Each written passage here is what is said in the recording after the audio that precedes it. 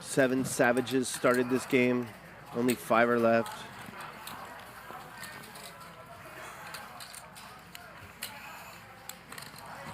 $14. Garrett was just totally raised, and then now it's back on 14,000. Now it's back on 8. Dylan getting pretty out of line here. You love to see it. 最后我是觉得你是在偷鸡，我把你打掉，就觉得我也是在偷鸡啊，我不想偷你。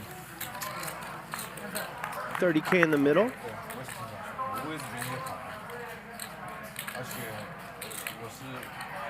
Good action flop here. Dylan has top pair, backdoor flush draw. Garrett has 2 overs and a gutter. 9,000.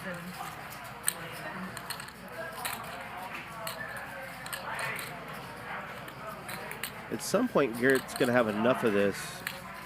And he's going to run a big bluff. I don't know if we're at that point yet. I think he'll just call here. Either way. Nope. It was that point.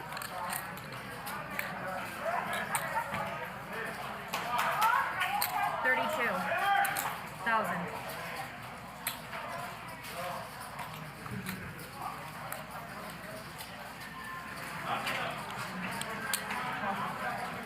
Garrett's not repping a whole bunch here with this raise, but 2 overs and a gutter. These guys, Garrett and Dylan, I guess we've got new poker enemies. Yeah, isn't that exciting? A nemesis for Garrett. He needs it. He needs an arch villain. I feel like you were about to say anemone. Anemone, like a sea anemone. Yeah, maybe so. With we friends don't like talk these, about who needs anemones. We don't talk about those enough on this show. Anyway, let's go back to pre-flop because clearly some stuff is going on here. Yeah, we have the notably terrible limps from Wesley and Brick. We don't need to talk about that. Yeah, Dylan's limp is actually fine. We think when it's only 400 more in the price he's getting. Garrett raising, he goes pretty big. He's like, I understand these guys' limping ranges. It would be great to pick up this pot right now, but also getting called isn't the worst thing in the world with King Queen. Dylan's 3-bet. This is something of note. Yeah, Jonathan Levy. Let's talk about it. Why are we choosing this hand out of position against this opponent to do this with? What story are we telling? And why did we choose this sizing? Answer all of these questions in 15 seconds or less. I don't know, and I don't know. This feels like the wrong hand to choose. Like we'd want to have better blockers. Or a good hand. Oh, no. Certainly we can have a good hand, but for bluffing, we need better blockers than this. Against a guy who is never folding when we make it 14K in position, Garrett, when we're this deep, never folding in a million years. So the sizing feels really, really off too. This maybe Dylan's trying to make it look like strong value, make it look like aces or something, but the story isn't even good for that. There were 2 limps and then he completed. All Garrett has to do is knock the table and we see a flop. You just don't have almost ever a strong hand here. No, almost ever. And Garrett, as we know, likes to call in position with a lot worse hands than King Queen, getting worse prices than this. He's getting a pretty damn fine price when Dylan only makes it 14K. Yeah, I mean, this is a really this feels like just a mistake. It does. Without not trying to pick on Dylan here, but like the sizing is really off and the choice of hand feels really off. Like this is just a fold. I agree. And I think based on the hands that we've seen Dylan play, it seems like he wants to play the role of table bully, and this is a manifestation of that. I think you're right. And Garrett, of course, calling, that makes plenty of sense. You get to be in position against a guy who kind of seems like he's after you. Let's let him drive the bus. With a reasonable hand that can flop pretty well. Yeah.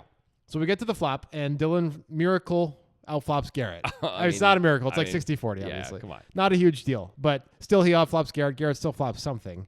We can debate Dylan's sizing, but we think betting is good, right? Yeah. We want to fold out some stuff that we can fold out. We want to get value from a few things we can get value from. The pot's big already. It's fine. Mm-hmm.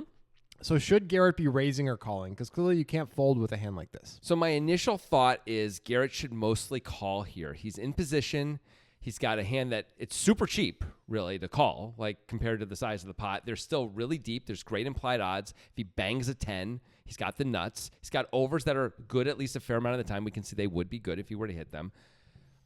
Raising, sometimes you're going to blow yourself off the pot. Not that often, but sometimes Dylan's going to just shove on you and you have to fold. Well, you're mostly against really good hands then, and that's probably okay. Yeah, but we got a gut shot to the nuts where if we hit it, we get paid by those really good hands. That's true. We lose out on that opportunity.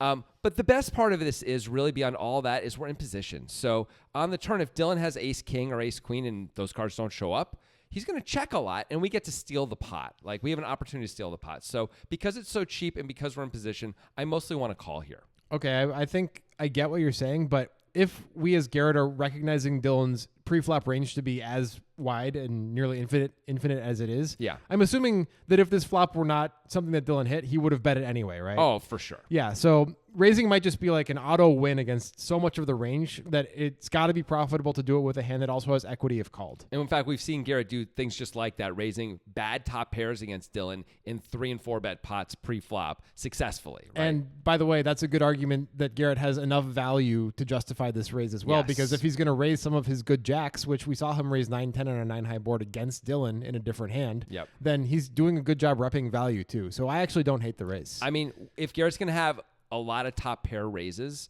then he's going to need to raise this hand just to balance at all. He's Right. just not going to have enough bluffs otherwise. I agree. And then it gets back to Dylan, and this is a pretty easy, obvious choice to call here. Yeah. Three betting would be absurd, and Garrett is a guy who has enough moves that you absolutely cannot fold top pair in this scenario. I mean, it's already uncomfortable because you're losing to all value already. Yep. And that value is going to keep banging away, and you're going to pay off probably hugely, but like you worry about that later. You have to call right now. And you have to call a dentist right now because Nitrogen Sports is going to knock your teeth out with these awesome things that they're doing.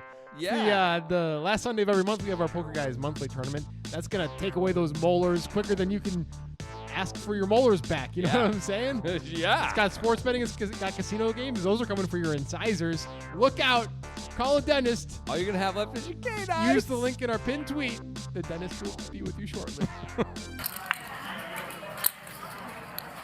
It's a lot of equity.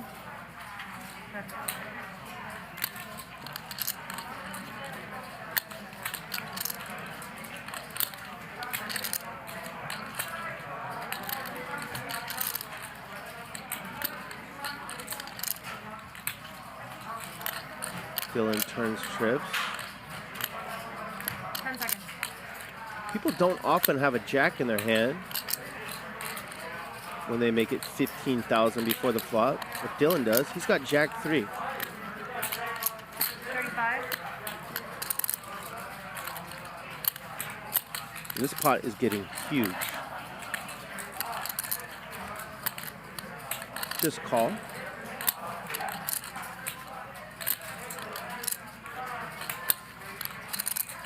No need to do anything else. 10 seconds. All 35. And we got 163,000 in the middle. Garrett has king high. He rivers a bluff catcher. Any chance he goes for value with it.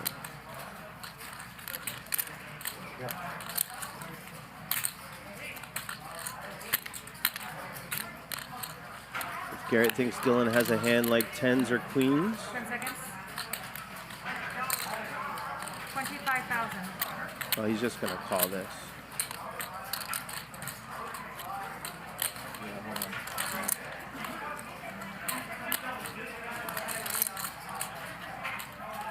Pretty interesting line here from Dylan.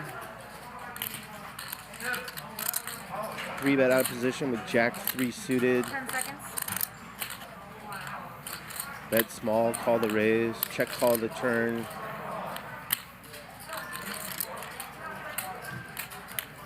Lead the river. Perhaps hoping to induce something from Garrett. Like a shove.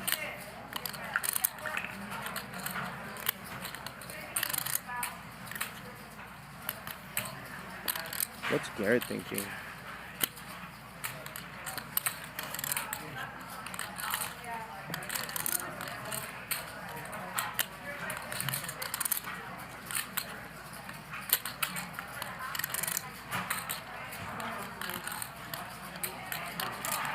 He's just gonna call.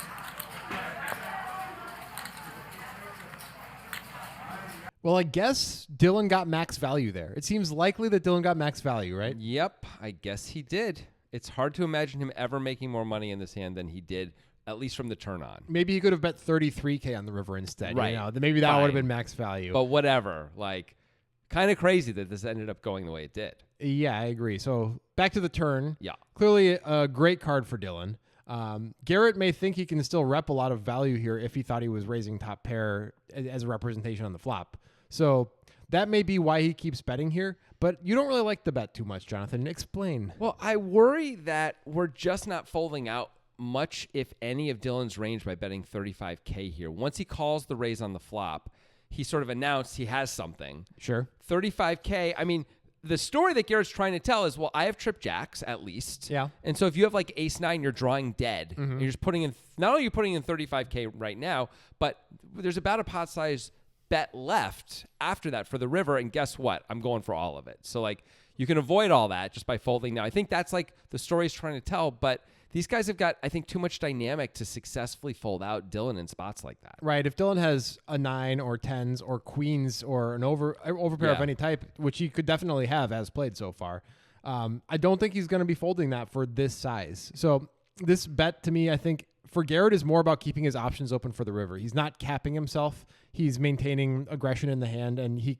can say what he wants to say on the river. His story can be whatever he wants it to be. Whereas if he checks, he really caps his story, and he kind of gives up his chance to win the hand without improving. Mm-hmm. Yeah, that's all fair. And not only does he have the threat of the shove on the river, he can really do the shove on the river, like you're saying. He's got all his options open. So if it's just a brick, and is Dylan really going to call with ace nine again on the river, or 2 10s again, even if he somehow does have an overpair, although the pre-flop play makes it questionable for him to do that, it's at least possible. If he has a hand like aces, I mean, if Garrett shoves the river, there are 3 jacks staring you in the face. You may call. He's probably going to call, but it's not easy. It is a tough spot. So I think that's what Garrett's trying to do, but I do understand your concerns about the bet, that we maybe don't have really any fold equity against Dylan's range after he calls the flop. So if you're betting with the intention of keeping your options open if you don't improve, fine. Yeah. But if you're betting with trying to get fold equity right now, I just don't think we have enough. Yeah, but Garrett is a thinking player. He thinks ahead. He's probably got this all planned out. Yep. Which I don't know if he would have planned on hitting a king on the river. He probably would have planned on hitting a 10 on the river, you know? Yeah, I think that's what you would have chosen. And Dylan calling on the turn, by the way, seems like the only play. I mean, you're losing all value, and you're gonna continue. You're gonna be committed to putting a lot more chips in most of the time on the river. But whatever, you have to call. We have to call. Garrett's draws did not come in. Like queen 10, the most obvious draw, doesn't come in. We just have to suck it up and call here. Right. Except that it does on the river. Yes. Now it's here. Yes. This is a categorically bad card for Dylan's hand.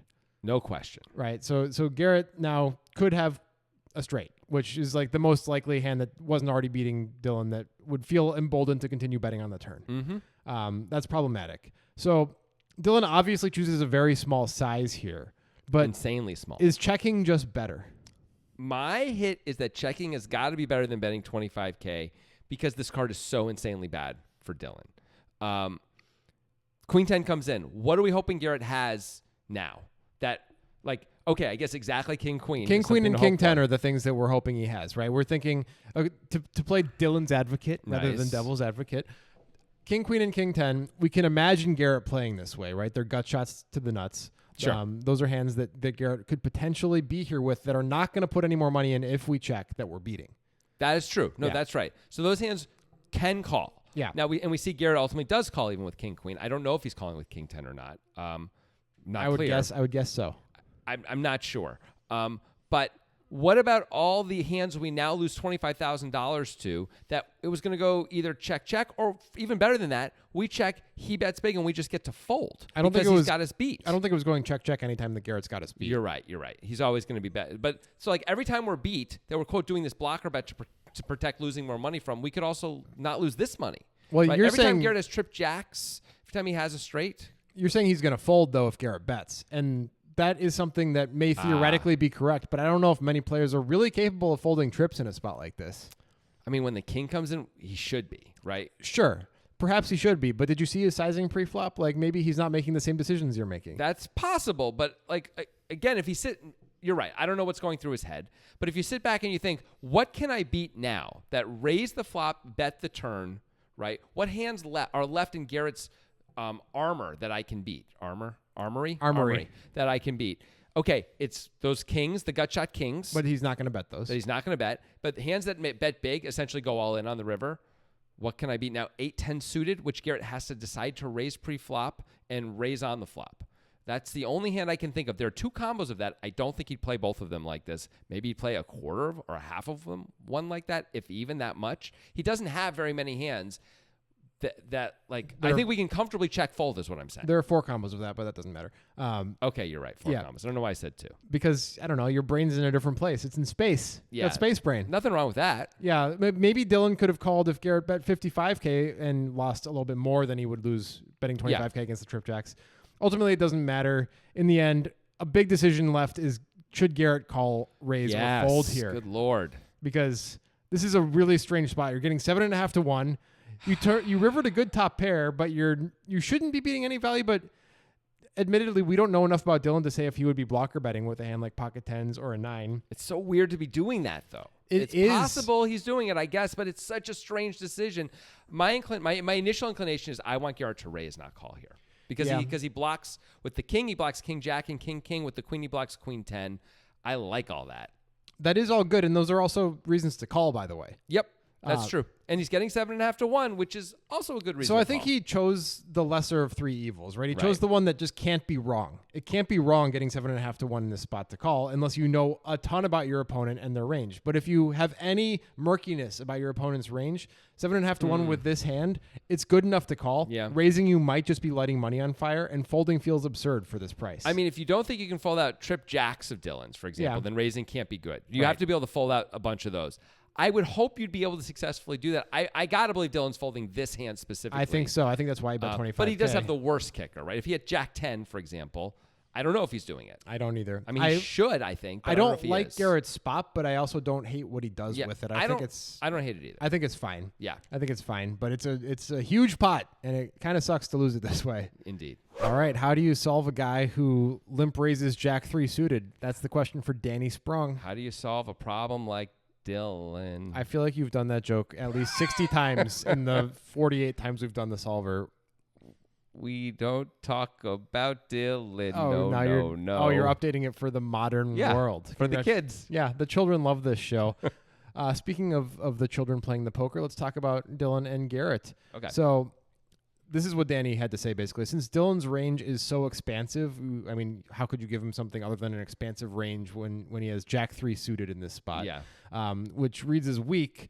Pio wants Dylan to check his entire range on the flop, just because it's such a weak range. At the end, we'll come back and talk about if he's forced to bet, if the solver is forced to be okay with betting the flop. But this is with the knowledge that Pio really doesn't like betting the flop at all because the range is so weak. But once Dylan does bet, Garrett's exact hand raises 17% of the time, according to the solver, so it's like barely okay. It's strange because of Garrett's entire range, the solver wants to raise 26% of the time. I would think this would be one of the better hands to raise with, no actual showdown value, 2 overs and a gut shot. And somehow it's weaker than the rest of the average range. Maybe because he's in position and it has reasonable equity, it doesn't feel it needs to raise as much. That could be it. And we were speculating about Garrett, raising top pair for value because he did that against Dylan in the other hand we did with these two guys. And the solver does raise for value as weak as jack 10 here. Cool. Yeah, that is pretty cool. And Dylan's hand, of course, with top pair is a call on the flop, although, of course, the solver's a little scared. It doesn't like having the solver's like, I have a 3 kicker, and I mean, I'm getting crushed by all value, but... All right, on the turn is where we started to wonder about Garrett's play. We weren't so sure about him betting. We came up with some reasons why he might want to as far as future streets in the hand. But the solver wants his hand to be almost a pure check, which, I get it. The jack pairing is a negative event for this hand, obviously. Yeah. A very surprising output from the solver is that Dylan's hand is a mix between check raising and calling. So we did not think check raising was a real viable option with this hand. I was trying to come up with what hands Garrett is we're targeting here for value, because we have trip jacks. We're supposed to be having value for check raising, right? When we have trip jacks anyway, we have no kicker. We're attacking exactly the straight draws, only queen 10. Like, it's hard to come up with much else. A better jack isn't folding, I don't think.